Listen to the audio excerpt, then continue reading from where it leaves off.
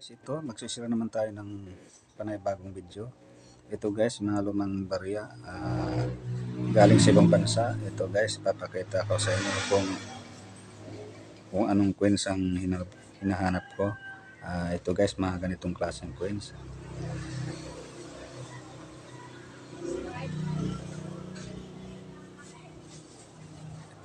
Ito guys, 1903.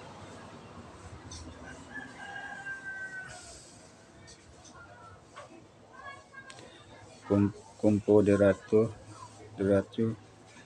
Ito guys, ang binibili ko sa ngayon 1903 pababa, baka sakaling mayroon tayo, baka sa pira natin 20 cents, mga ganitong klaseng coins. Okay, next tayo.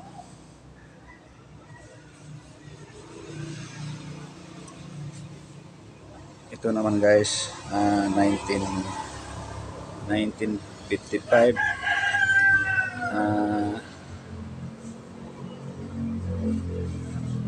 pira ng Denmark.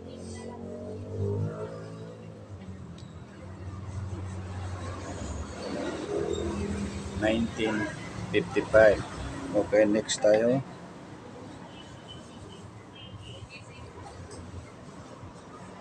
Ito naman guys,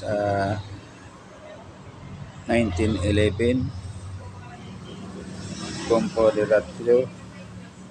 Mga ganitong klaseng coins guys, binibili ko 1911 pababa, baka sakaling meron kayo, comment lang kayo. Ito guys, 20 cent. Okay, next tayo. At ito naman guys, 1958,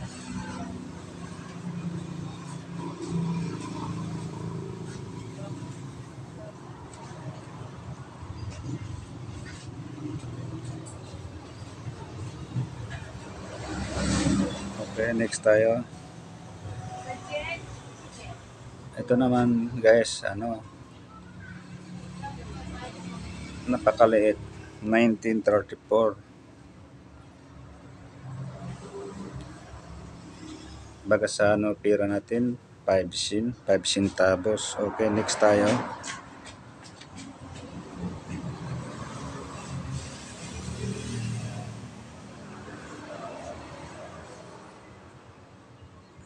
At ito naman 1950s, 50 penning.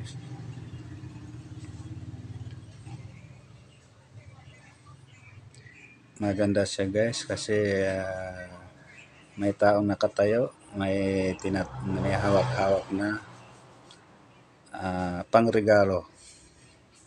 Okay, next tayo.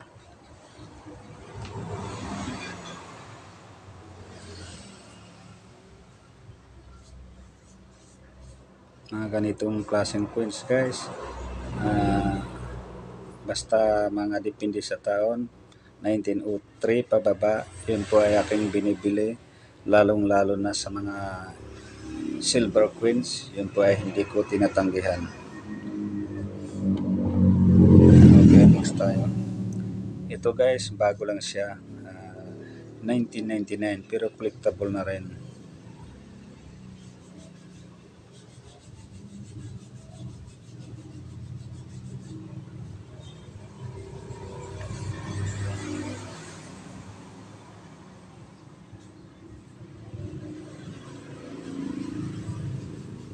Kahit anong klaseng coins guys, pwede kong bilhin, basta aluma siya. Pero kahit bago siya, basta silver, yun po ay aking binibili, lalong-lalo na sa mga $1 na silver, $5. Yun po ay hindi ko tinatanggihan, kahit bago siya, basta silver. Pero pagka luma siya, kahit hindi siya silver, yun po ay aking binibili, kahit anong klaseng coins. Ito guys, 1957. Okay, natapos nating video. Paki-subscribe na rin aking YouTube channel. Maraming salamat sa inyong lahat.